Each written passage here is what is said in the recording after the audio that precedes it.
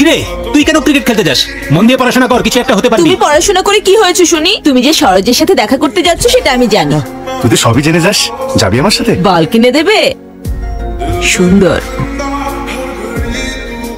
ওই দিনই প্রথম আমি মিতাকে দেখেছিলাম। ছোটবেলায় যখন ক্রিকেট দেখতাম তখন সচিন হতে চাইতাম, সিনেমা দেখলে নায়ক হতে চাইতাম, কেউ যখন মারতো তখন পুলিশ হতে চাইতাম।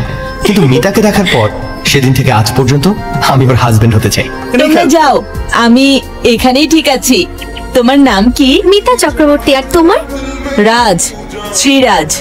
আমি তোমাকে স্কুলে কখনো দেখিনি। আমি তোমার স্কুলে পড়ি না, অন্য স্কুলে পড়ি। ও, ওখানে ওরা কি করছে? ওখানে ওরা খেলছে, চলো আমরাও খেলি। আমি খেলতে পারি না। আমি শিখিয়ে দেব, চলো। আচ্ছা ভাই আমি রেডি, চলো যাই। কিরে নতুন জামা পরে কোথায় যাচ্ছিস তুই? নদীর পাড়ে। আমার তাড়া নেই, তোরা তো তাড়া কিসের? তাছাড়া ওকে বলে দিয়েছি আজকে আমি যাবো না। আমি তো বলেছি যে তুমি যাবে।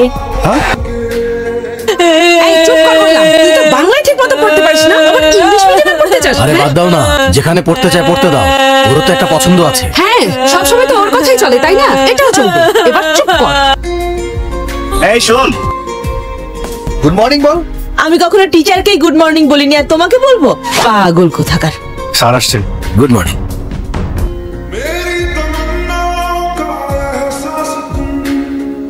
কে রে, তুই মিতার জন্য আমাদেরকে ছেড়ে ওই স্কুলে ভর্তি হয়েছিস, এখন নিজের পছন্দের ক্রিকেটও ছেড়ে দিবি? হ্যাঁ, তাহলে আজ থেকে আমরাও ক্রিকেট খেলবো না। এই রাজ শোন, মিতা গ্রাম ছেড়ে শহরে চলে যাচ্ছে পড়াশোনার জন্য। তুই তাড়াতাড়ি আয়। দেখ তুই কি করবি আমি জানি না, কিন্তু এবার হাড়ি ভেঙে তোকে আমাদের সমান বাঁচাতেই হবে। ব্যাস। শোন ভাই, যদিও ওই লোকটার সাথে আমার তেমন জমে না, কিন্তু হ্যাঁ ভবিষ্যতে আমরা দুজন শালাদুলা হয়ে হব। আমাদের মধ্যে গ্যাঞ্জাম বাঁধাতে চাস? যাই এখান থেকে। আরে চল। হিরোর মতো আইসা হাড়ি না ভেঙে চলে যাচ্ছিস? আমার কোনো ইচ্ছা নাই ভাই, আপনারা নিজেরাই ভাঙে। কি বললি এটা? হাড়ি রে ভাই, হাড়ি। হে ঈশ্বর, মা যেন আমাকে না দেখে। কে রে? কে ওখানে? এটা তো তুই। আমি তো কুকুর ভেবেছিলাম। কুকুর কি কখনো কথা বলতে পারে? দেখো না বাবা, কুকুরে কথা বলে কেমন বদলা নিচ্ছে।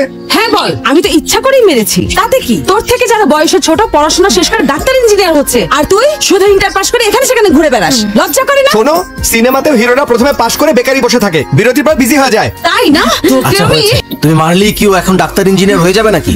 সবকিছুর একটা সময় থাকে, সময় হলে ও নিজেই শুধরে যাবে। চলো তুই খাবার খেয়ে নিস। আরে চলো তো, চলো তুই মা, তুমি ওকে খেতে দাও। আয় তোকে খেতে দেই। যাও তো। ভালো করে খা ভাই, অনেক মেরেছে তোকে তাই না? খুব কষ্ট হয়েছে, এই নে খা। আমি জানি তুমি আমাকে ভালোবাসো। এই শুভ মুহূর্তে আমি তোমাকে আশীর্বাদ করছি, তুমি যা চাও বলে ফেলো। আমি মারা যাওয়ার পর কিন্তু আমার চিতায় তুই আগুন দিবি। তুমি এভাবে কেন বলছো দাদি? তুমি চাইলে এখনই করে দেই। কি করবো নাকি? আর কখনো এসব কথা বলে আমি নিজেই তোমাকে মেরে ফেলবো।